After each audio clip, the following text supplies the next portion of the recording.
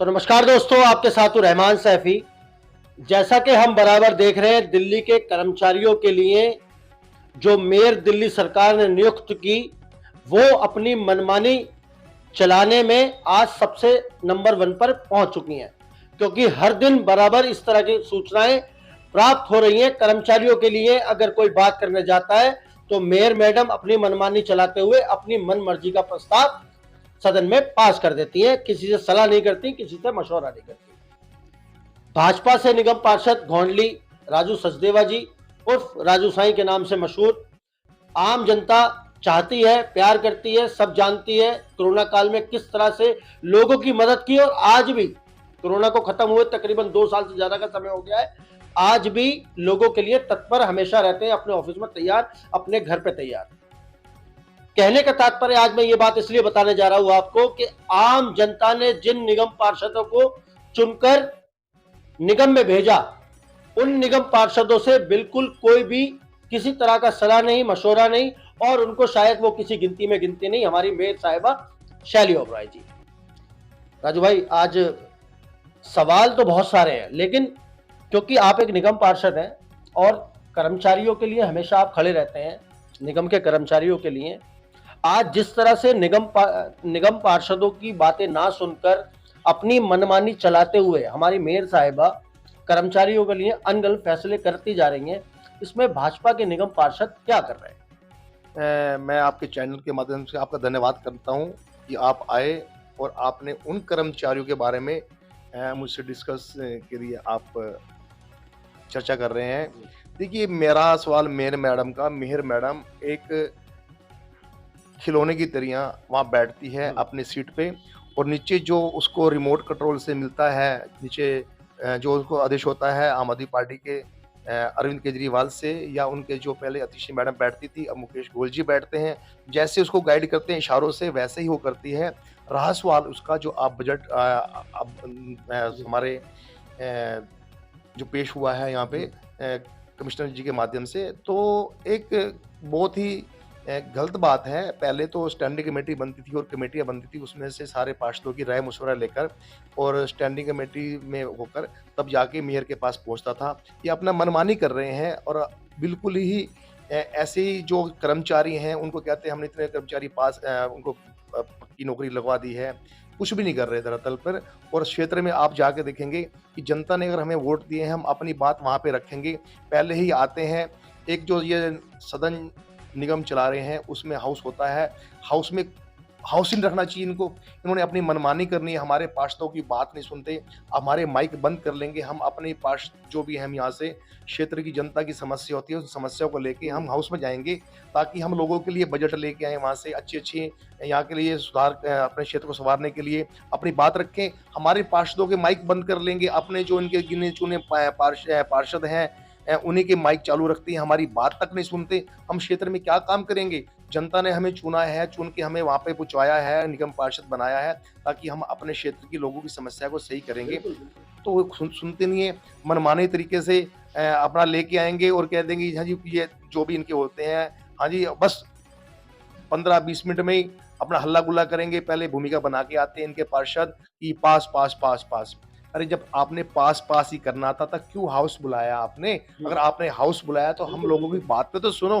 कम से कम हम क्षेत्र के निवासियों के लिए, क्षेत्र की जनता के लिए आपके पास कोई प्रॉब्लम, कोई सोल्विंग लेके आए, सुनते नहीं है। बस जी, आपको मैंने दोबारा बता रहा हूँ कि बस 4 अक्षर होते हैं, पास पास पास, और अपना कुर्सी छोड़ के मेयर मैडम पिछले दरवाजे से भाग जाती है। राजू भाई, एक बहुत बड़ी समस्या शायद मुझे मेरी नज़र में वो लगती है, निगम पार्षदों का पहला दायित्व तो अपने निगम कर्मचारी जो उसके अंदर आ रहे हैं उनके दायित्व में, जो उनके क्षेत्र में काम करते हैं, जो उनके डिपार्टमेंट में काम करते हैं, उनके लिए उनकी बात को उठाना। आज तकरीबन 6,500 कर्मचारियों को प्राइवेट स्टेशन की तरफ ये आम आदमी पार्टी की निगम सरकार लेकर जा रही है। उनके घर में कहीं ना कहीं त्राही त्राही का माहौल है। क्या कहेंगे, दिल्ली सरकार को किस तरह की नीतियां अपनानी चाहिए और भाजपा के निगम पार्षद अब इन 6,500 कर्मचारियों की लड़ाई कैसे लड़ेंगे? देखिए जी, भारतीय जनता पार्टी के जो पार्षद हैं हमेशा कर्मचारियों के साथ रहे हैं, और हमेशा साथ रहेंगे। ये अपनी मनमानी कुछ भी नहीं कर रहे। अभी 400 कुछ कर्मचारी इन्होंने करे हैं और गाना गाते हैं, हमने 5000 कर दिए, 6000 कर दिए। बिल्कुल झूठ के पुलिंदे बाँधते हैं ये, इनके बस का कुछ नहीं है। और रहा सवाल उसका, आप देखिए ना क्षेत्र में जैसे पहले हमारे पार्कों में काम होते थे, सड़क रिपेयरिंगों के काम होते थे, कुछ काम नहीं होता। पार्क के में जो कर्मचारी हैं 30 दिन के लिए आते हैं, वो काम ही नहीं करते। उनको पता है हमें 30 दिन के बाद हमारे को छुट्टी हो जानी है, मनमाने तरीके से काम करते हैं। पहले क्या होता था, मार्च टू मार्च करते थे और सारे कर्मचारी को पता कि हम 1 साल तक जो आते थे कर्मचारी, तो 1 साल तक उन्हें रहना तो काम करते थे। तो आप पार्कों की हालत देखिए, पार्क में इतने कूड़े-कंकर पड़े हैं, इतने गंद पड़े हुए हैं। हमें बल्कि आप यकीन मानो कि प्राइवेट चौक से लेबर लाके काम कराना पड़ता है क्षेत्र की जनता के लिए। आम आदमी पार्टी के जो केजरीवाल जी कहते थे, हमें एक बार मौका दीजिए, हम एमसीडी में आएँगे, दिल्ली को संवार देंगे। आप मेरे साथ चलिए, मैं आपके क्षेत्र को आपका मुआयना करवाता हूँ, कितने कूड़ों के अंबार लगे पड़े हैं, उठते ही नहीं है इनसे। और रासवाल इनके पास कन्वेंसिंग नहीं है तो रोक रखी है। लेबर जो लोगों को तनख्वाह टाइम से नहीं दे रहे। पहले कहते थे हम 1 दिन को तनख्वाह दे देंगे, पीछे 1 महीने 1 महीने की तनख्वाह दे दी है। सर आज 15 तारीख हो गई, तनख्वाह नहीं पहुंची है वार्डों में। तनख्वाह नहीं पहुंच रही। और देख लो आप पार्क में आप मुआयना कराइए, पार्क में मेरे पास 20 पार्क हैं और 20 पार्क में एक माली है।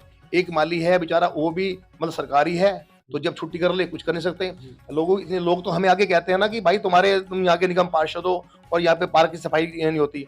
आप यकीन मानना, मेरे साथ चलो, मैं अपने साथ कर्मचारियों को ले जाके साथ में लेबर चौक से लेबर लाके, अब ये चंद्रनगर पार्क है, इंदिरा पार्क है, हम खुद जाके सफाई अपने हाथ से खुद करनी पड़ रही है। पता ये नौबत आ रही है। और ये बहुत बड़े वादे करते थे कि हमारी सरकार बन जाएगी एमसीडी में तो हम दिल्ली को चमका देंगे।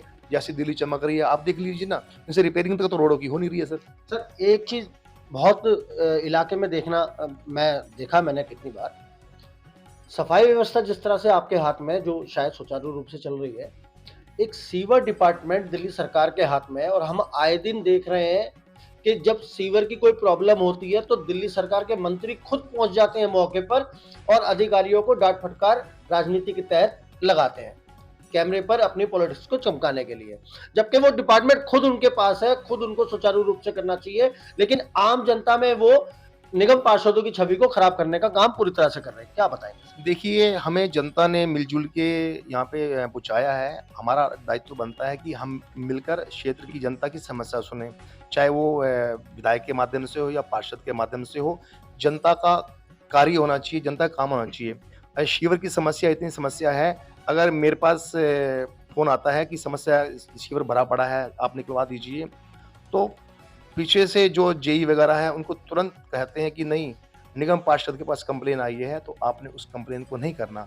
विधायक के पास कंप्लेन आएगी तो शुरू जो मैं इलेक्शन में जीता था, तो मैं धन्यवाद देना चाहता हूँ जहाँ के जो जेई हैं उन्होंने मेरी मदद करी। मेरे साथ जाते थे, शिविर का दौरा करते थे और जो शिविर भरे होते थे उनको कराते थे। इतना जो शील्ड निकलती है, शील्ड जो निकलती है, ये काम है जो शिविर की शील्ड निकलती है, ये दिल्ली जल बोर्ड के, दिल्ली सरकार के जो कर्मचारी है वो उठाएंगे और जेई उठवाएगा। ये रोड पे छोड़ देते हैं, फिर बदनामी करते हैं यार पार्षद नहीं उठवा रहा। कि जनता, मैं आपको कभी आप मेरे साथ दोबारा कैमरा लेके चलना, शील्ड भी फिर हमें अपना मुश्किल से यार को रिक्वेस्ट करनी पड़ती है अपने कर्मचारियों को, भाई देखो है तो अपने पास का काम करना पड़ता है, तो नहीं उठाते, कहते सर हमारा काम नहीं है।